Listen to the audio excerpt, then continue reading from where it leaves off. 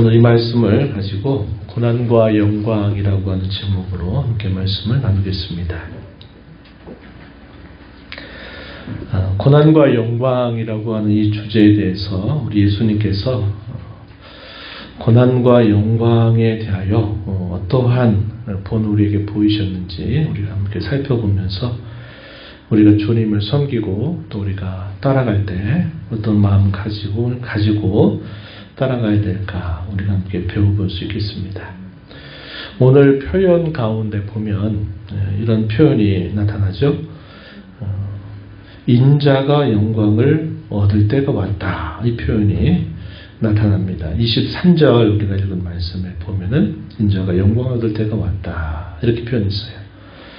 인자라는 말은 자신을 표현하시는 말씀이겠고 영광을 얻을 때가 왔다. 이 표현을 사도 요한은 특별히 이 요한복음서에서 여러 차례 반복적으로 이 표현을 사용합니다. 다른 복음서와 좀 다른 특별한 특징이 있는 표현입니다.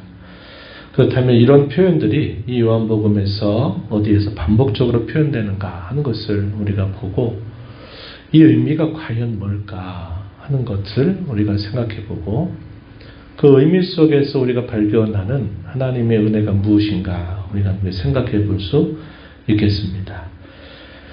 우리가 읽은 이 말씀의 내용은 앞서서 요한복음 7장 39절 말씀에서도 이 표현이 사용되는데 한번 여러분들 제가 간략하게 요약은 했지만 한번 이렇게 좀 찾아보시면 좋겠어요. 요한복음 7장 39절에 보면은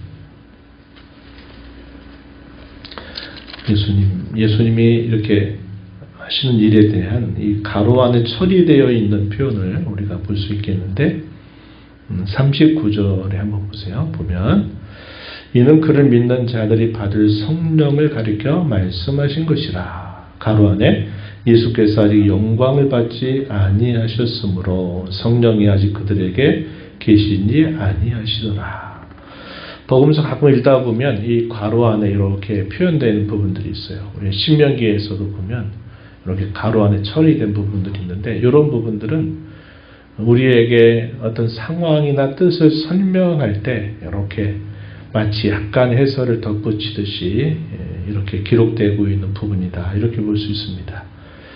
우리가 이 말씀을 에스겔서 생수의 강에 대한 환상을 우리가 함께 살펴볼 때 예수님께서 하셨던 이 말씀을 우리가 살펴본 바가 있습니다. 여기서 나를 믿는 자는 그 배에서 생수의 강이 흘러나오리라 하실 때 그 생수의 강이 흘러나온다 하는 것은 믿는 자들이 받게 될 성령, 그 성령께서 하시는 역사를 가리키고 말씀하는 것이다. 이렇게 설명했습니다. 그리고 그 가로 안에 설명되고 있는 것이 영광을 받지 아니하셨기 때문에 성령이 아직 그들에게 계시지 아니하시더라. 말을 바꾸면 무슨 말입니까? 예수님이 영광을 받으셨다면 성령이 그들에게 계신다. 이런 말도 성립되고 있는 표현이죠. 그래서 이 표현이 여기서도 사용되고 있다 하는 것이고 오늘 우리가 읽은 본문으로 다시 돌아와서 본문 앞에 16절 말씀에서도 이런 특별한 표현을 우리가 발견합니다. 16절에 보면 제자들은 처음에 이 일을 깨닫지 못하였다가 예수께서 영광을 얻으신 후에야 이것이 예수께 대하여 기록된 것임과 사람들이 예수께 이같이 한 것임이 생각났더라. 대다수 예수님이 하셨던 모든 말씀의 내용들은 당시의 제자들이나 일반적인 사람들은 예수님의 말씀을 알아듣지 못하는 게 굉장히 많았습니다. 특별히 예수님과 함께 오랜 세월을 따라다녔던 제자들도 예수님이 하신 말씀에 대하여 그 뜻을 알아듣지 못하고 동상이몽 같은 전혀 엉뚱한 생각들을 하고 있는 경우들이 많았다는 것을 우리가 기억합니다. 언제 그들이 비로소 예수님의 그 말씀과 교훈들이 깨달아지게 되느냐. 성령이 그들 가운데 임하시고 나서 그들이 그 뜻이 이런 뜻이었구나 하는 사실을 깨닫게 된 겁니다. 예수님도 친히 이 다락방 강화, 이 요한복음 14장부터 16장에서 다락방에서 예수님이 제자들에게 여러 가지 말씀을 가르친 내용이 기록이 되는데, 거기서도 예수님은 그런 말씀을 하신 적이 있죠. 내가 떠나가는 것이 너희에게 유익하다. 내가 떠나가면 또 다른 보혜사가 너희에게로 와서 너희를 인도할 것이다. 너희를 가르칠 것이다. 내가 한 말을 너희에게 기억나게 할 것이다. 라고 예수님이 말씀하셨어요. 그래서 성령께서 오시게 될 때 내가 너희에게 말했던 이 모든 것들을 그가 너희에게 가르치고 너희를 인도하실 것이다 하는 말씀을 예수님이 하신 바 있습니다. 그래서 이 요한복음에서도 이런 표현들이 나와요. 우리가 아는 바와 같이 이 복음서의 기록은 어떤 성격이 있는지 우리가 알고 있는 바, 어떻게 기록이 됐습니까? 대개 어떤 사건들이, 물론 이 복음서가 다 그 순서를 따르는 것은 아니지만, 예수님이 어디에서 무엇을 하시고 또 어디로 이동해서 또 무슨 일을 하시고 사람들은 어떻게 반응했고 하는 것들이 이 복음서에 쭉 기록이 됩니다. 사건들에 따라서, 때로는 사건들의 순서들을 따라서 이 복음서가 기록이 돼요. 실제로 그것이 있었던 일이기도 하고요. 그런데 이 복음서가 실제적으로 기록이 되는 때는 언제느냐? 적어도 20, 30년이라고 하는 세월이 흐르고 나서 예수님의 제자들, 우리가 아는 것처럼 사도 마태, 또 마가와 누가와 요한에 의해서 이 복음서들이 한꺼번에 기록이 됩니다. 물론 기록이 될 때는 그 앞서서 많은 그런 작은 기록들과 사건들에 대한 기억, 때로는 그런 것들을 이렇게 어디에다가 적어 놓았던 것들을 전체적으로 해서 그 말씀을 1장 1절부터 마지막 장 마지막 절까지 쭉 기록을 한꺼번에 한 겁니다. 그러니까 실제적으로 역사적으로 일어났던 사건과 그 사건들에 대한 기록은 2, 30년이라고 하는 긴 시간적인 차이를 보이고 있다 하는 겁니다. 그래서 가로 안에 처리하고 있는 것은, 이 복음서를 기록하고 있는 이 말씀들이 실제로 어디로 갔을 때 제자들이 또 그것을, 예수님이 하신 말씀을 그때 받아줬고 또 그것을 기억하고, 또 다른 지역으로 갔으면 또 거기서 들은 것을 기록하고, 그때 기록해가지고 마침내 이것을 예수님이 죽으시고 부활하고 승천하시면서 복음서가 완성된 게 아니라, 이것은 사건적으로는 이미 있었던 일이지만 기록으로는 오랜 시간적인 차이를 가지고 있다가 기록을 했다는 겁니다. 그러다 보니까 이 복음서를 기록한 사도들이 때로 간략한 코멘트나 이런 설명들을 이 가로 안에다 이렇게 덧붙여 주고 있다는 겁니다. 왜냐? 이해를 돕기 위해서 이렇게 표현하고 있는 것들이죠.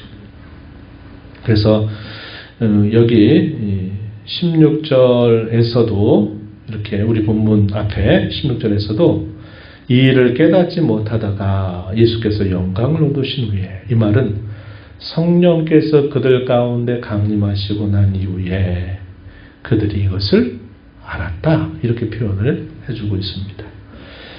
그리고 또 17장 1절, 예수님의 대제사장적인 기도로 알려져 있는 요한복음 17장으로 또 가서 보면 17장에서 예수님의 기도 가운데 이런 표현이 등장하죠.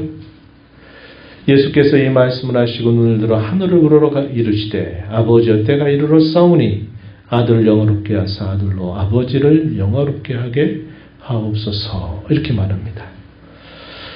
성부 하나님을 향하여 예수님이 기도하신 내용이 기록되기 시작하는 부분이죠.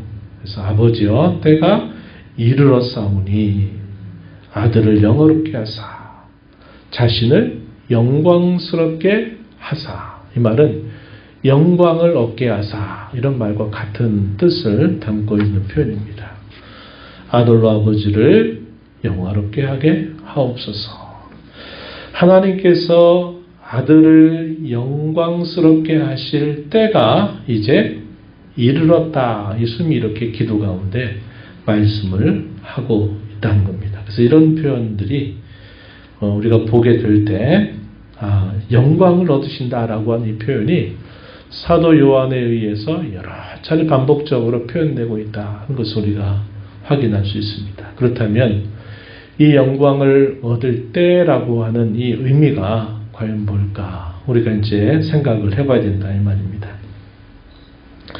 우선적으로 이런 표현들을 사용할 때 가장 기본적인 전제는 뭐냐면 우리 예수님은 참 하나님으로서 우리와 똑같은 참 사람이 되셨다고 하는 사실이 전제됩니다. 그래서 사람 되심을 따라서 혹은 이 땅에 사람이 되신 목적은 그가 메시아 혹은 그리스도로서 구원의 일을 이루시기 위해서 이 땅에 예수님이 탄생하신 일이죠.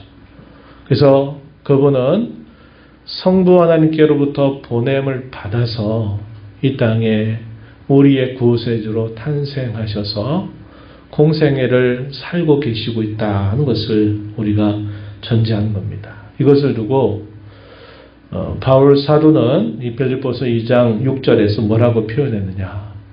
하나님과 동일한 본체를 가지고 계시지만 하나님과 동등됨을 취할 것으로 여기지 아니하시고 자기를 비워 종의 형체를 가지셨다. 이렇게 말합니다. 우리가 주일날 예수님의 자기 비하, 예수님이 자신을 낮게 하시는 그런 과정들을 살필 때 예수님이 자신을 비우셨다. 이렇게 말합니다. 하나님으로서 가지시는 그 영광스러움을 예수님이 스스로 마치 비우듯이 하셔서 아주 낮고 천한 우리와 같이 되셨다. 그래서 그분은 고난을 당하시고 마침내 십자가에 죽으셨다 하는 그런 낮아짐의 과정을 이 빌립보서 2장 6절에서 말해줍니다. 비웠다라고 하는 이 말, 이걸 헬라어로 케노시스라고 합니다. 케노시스. 자신을 비워. 이 말은 그분이 하나님으로서 충만하신 그 영광을 가지고 계심에도 불구하고 그것을 우리를 구원하시기 위해서 스스로 그 자리를 비워서 우리와 같이, 또 다르게 보면 우리보다 더 낮은 자리로 이 땅에 오셨다고 하는 것입니다. 그래서 그의 영광을 비우실 때가 있다. 우리가 잘 구별해야 될 것은 하나님으로서 예수님은 그 영광에 있어서 더해지거나 빼지는 일은 없어요. 이것은 하나님이 가지신 고유한 속성입니다. 우리가 삼위일체에 대해서 배울 때 그랬어요. 하나님의 모든 속성은 그분이 가진 능력이나 영광이나 이런 모든 속성들이 더 클 때가 있고 작아질 때가 있고 하는 이런 식의 우리와 같은 변화를 가지지 않고 그분은 처음부터 영원토록 온전하신 그런 속성을 가지고 계세요. 그러나 이 빌립보서 2장 6절에서 표현하는 이런 자기를 비우셨다고 하는 이 표현은 무엇을 따라서 말한 걸까요?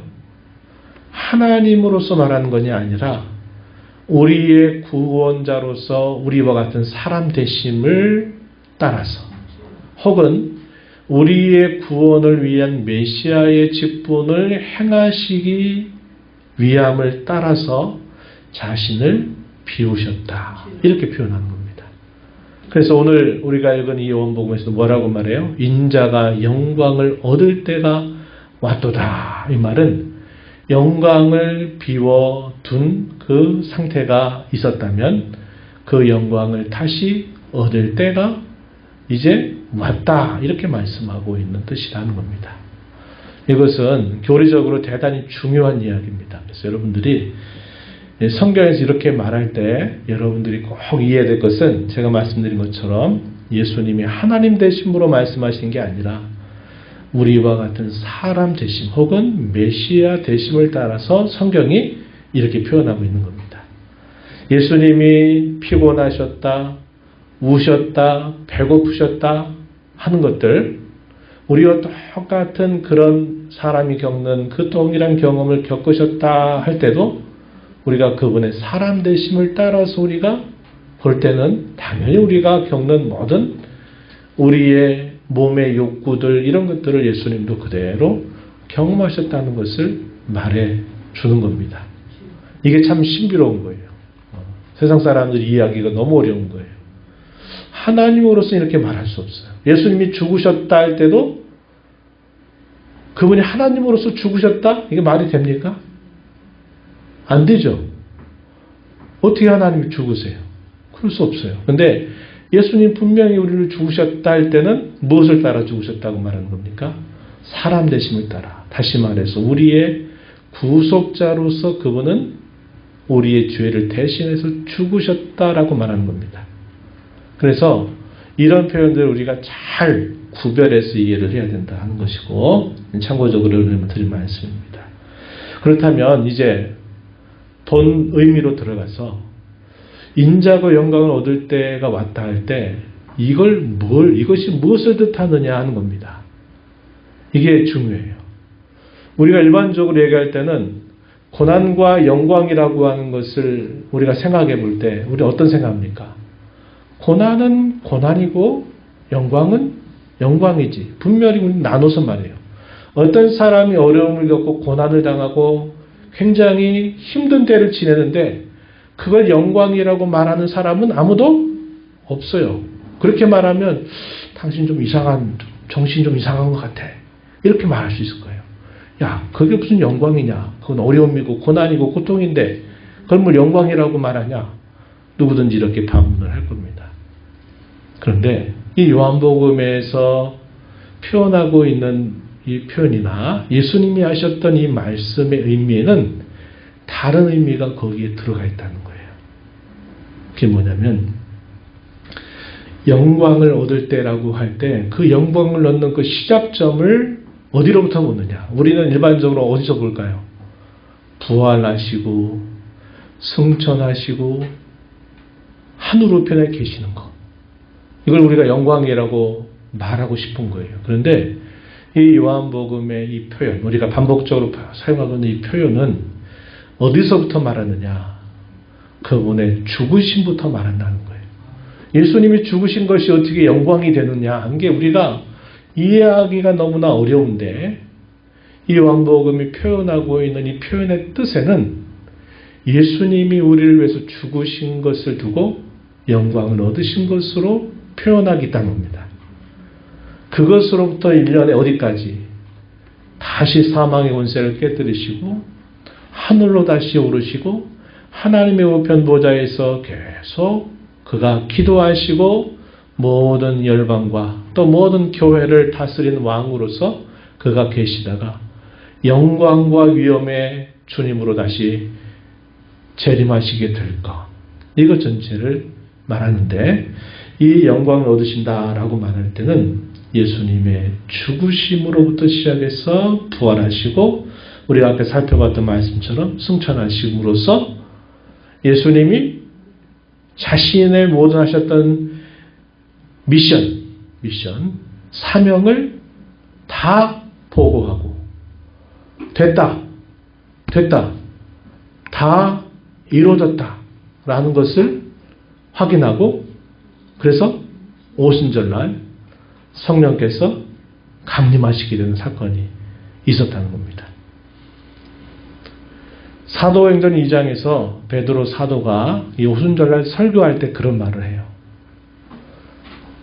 예수님이 아버지께로부터 받아서 너희에게 성령을 보내셨다. 이렇게 표현합니다.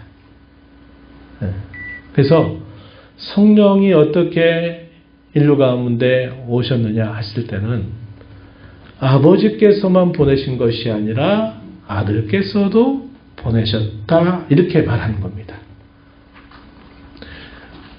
여기 아버지께서 성령을 보내신 것뿐만 아니라 아들도 보내셨다라고 성경의 증언대로 주장하는 사람들은 로마 제국이 있을 때 서방교회를 이루게 되고요.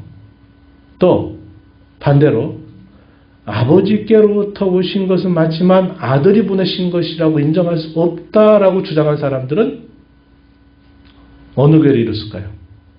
동방교회를 이룹니다. 교회 역사에서 동방교회, 서방교회가 갈라지게 된 가장 중요한 일이 성령이 누구로부터 왔느냐 했을 때 성령이 아버지로부터만 왔다고 주장하는 사람들은 동방교회, 오늘날 러시아 동방정교회라고 부르는 이 사람들이 그것만을 주장하고 있는 것이고, 오늘날 우리는 서방교회에 속해 있습니다. 서방교회에서는 아버지만 보신 것이 아니라 아들로부터도 성령께서 나오셨다, 이렇게 보는 것이 우리가 지금 속해 있는 서방교회는, 대다수의 서방교회예요.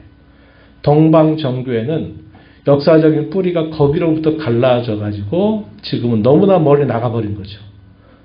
너무나 멀리 나가서 카톨릭화 되어버렸습니다. 근데 그 땅에 가서 선교하려고 그러면 그 사람들은 뭐라고 말하느냐? 서방교회를 다 이단이라고 말해요. 그래서 이 러시아 선교를 하는 것이 참 어렵습니다. 정교회에 속해 있는 그런 나라들에 가면 서방교회에 주장을 하는 사람들 다 이단이라고 말해버려요. 그러니까 선교하기가 굉장히 어려워요. 이건 한 이제 참고적인 이야기가 되는데, 예수님이 이 땅에 오신 목적을 다 완수하고 승천하셔서 아버지께 보고를 올려요. 아버지께서 나를 보내신 뜻을 내가 다 이루고 왔습니다. 그랬더니 그 완성되었다고 한 표시로 오순절날 성령께서 강림하시게 된 겁니다. 성령이 강림하시니까 아까 예수님 말씀하셨던 것처럼 예수님이 이 땅에서 하셨던 모든 말씀, 행하셨던 모든 뜻이 무엇인가를 성령께서 믿는 자의 심령들 속에 역사하셔서 그 뜻이 무엇인가를 깨닫게 하고 믿게 하고 그들로 그리스도의 사람이 되게 하는 역사가 일어나게 되었다는 겁니다. 오늘 이 본문의 초점은 바로 그거예요. 인자가 영광을 얻으셨다라고 말할 때 우리를 위해서 죽으신 그 일로부터 이 사실을 설명하고 있다는 겁니다. 예수님이 이렇게 말씀하시면서 오늘 본문으로 가서 23절에 이렇게 말씀하셨죠.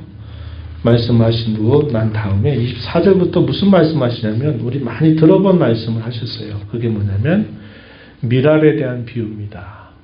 한 알의 밀알이 땅에 떨어져 죽으면 많은 열매를 맺게 된다, 이렇게 말씀해요. 누구를 빗대야 말일까요?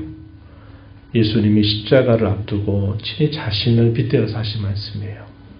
내가 한 알의 밀알로 죽으면 내 죽음으로 인하여 많은 사람들이 살아날 거다, 이런 말씀을 하신 것입니다. 그렇게 말씀하시고 또 이어서 무슨 말씀을 하시냐면 25절, 본문 25절 가서 보면은 이런 말씀하셨어요.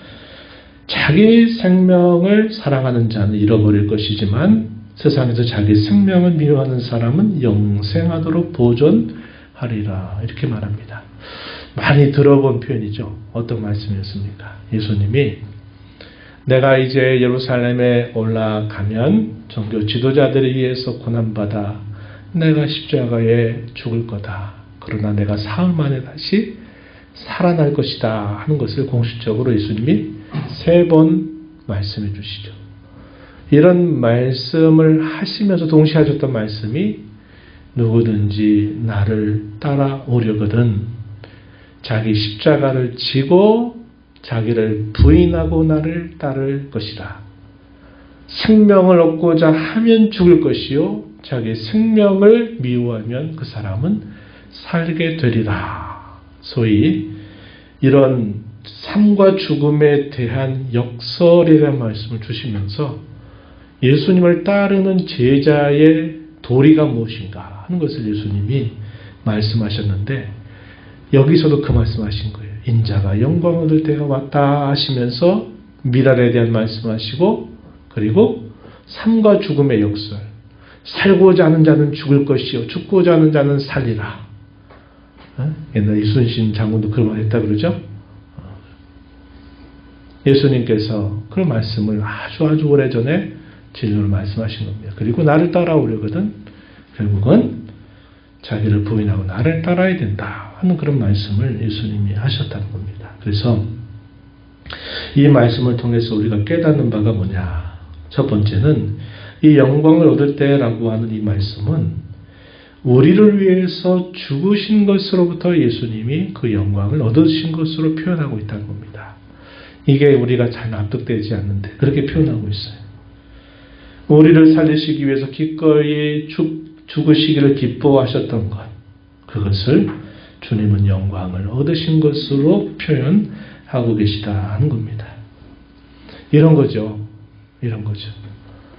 내가 죽어서 너희를 살릴 수 있다면 그게 나의 영광이다. 이런 말 어디서 들어보지 않았어요? 네. 이런 이야기 들어보잖아요. 영웅 같은 이야기. 들어보잖아요. 이순신 같은 사람도 그런 생각을 가진 거죠. 난 사람이 죽음으로써 이 나라가 살 수 있다면 내 죽음을 나는 영광스러운 것으로 여긴다. 이런 식의 표현을 하는 겁니다. 그죠? 우리가 사람의 역사 속에서도 그러한 이야기를 가끔씩 들을 때가 있었다 이 말이에요. 예수님께서도 그런 말씀하시는 거예요. 내가 하늘의 미랄로 죽어서 너희가 생명을 얻는 길이라면 그것이 나에게는 영광을 얻는 길이다. 마치 이렇게 말씀하시는 것과 같다는 겁니다. 우리는 여기서 뭘 봅니까? 우리를 향한 우리 주님의 사랑의 위대함을 여기서 보게 된다 하는 겁니다. 주님 자신으로서는 말할 수 없는 영적인 고통, 또 육체적인 고통을 이제 받아들이셔야만 되는 그런 상황이지만 그분의 이 고난과 죽으심이 곧 우리를 살리는 길로 여기시면서 그것을 영광스러운 것으로 표현하고 있다 하는 것은 오늘 저와 여러분을 사랑하시는 우리 주님의 위대한 사랑을 보게 하는 표현이다 하는 겁니다.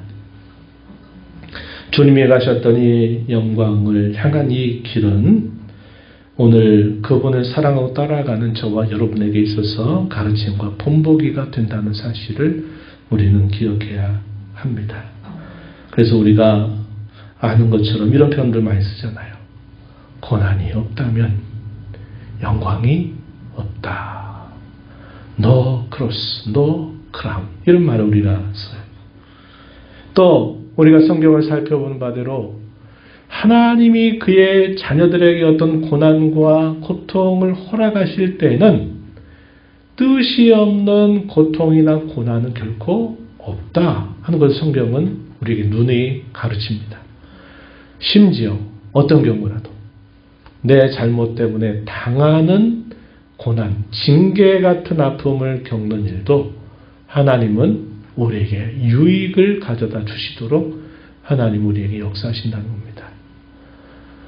무고한 고난은 더 말할 필요 없고 우리가 잘못해서 받는 고난조차도 하나님은 우리의 유익을 위해서 이런 고난을 겪게 하시고 견디게 하시고 그것을 경험하게 하신다는 겁니다. 그래서 우리가 이 땅에 살아가면서 이 고난을 통과하지 않고는 결코 영광이 있을 수 없다는 이 사실을 기억해야 되겠고 우리가 성도로 살면서 당하는 모든 고난과 역경과 어려움들은 뜻이 없는 것이 하나도 없다. 결국은 우리의 유익을 가져다 준다는 것을 우리는 성경을 통해서 배웁니다. 예수님의 하신 이 말씀에 따르면 고난을 영광의 시작과 발판으로 예수님을 여기시면서 그것이 내가 영광을 얻는 길이다 하신 것처럼 우리가 이 땅에서 당하는 시련과 고통과 역경, 고난들 그것을 우리가 어떻게 생각해야 되느냐. 영광이 시작된 것이다. 이런 생각을 갖고 영광을 위한 발판으로 하나님이 삼아주실 것이다 라고 하는 그런 확신을 가지고 우리가 제자다운 삶을 살아가자 하는 것입니다. 죽고자 하는 자는 살 것이고 살고자 하는 자는 죽을 것이다. 예수님을 따르는 길은 너 자신을 죽이고 너 자신을 부인하는 것으로부터 나를 따라와야 된다. 내가 너희에게 그러한 길을 앞서 보여 주었다. 예수님이 이렇게 말씀하고 있는 겁니다. 그래서 우리가 이 땅의 성도로 살면서 어려움, 고통, 고난, 역경 이런 것들이 본성적으로 낯설고 힘든 일이지만 우리는 우리의 생각을 성경의 생각을 따라 바꿔서 어떻게 여기자? 영광의 시작이다. 또 영광을 위한 발판이다.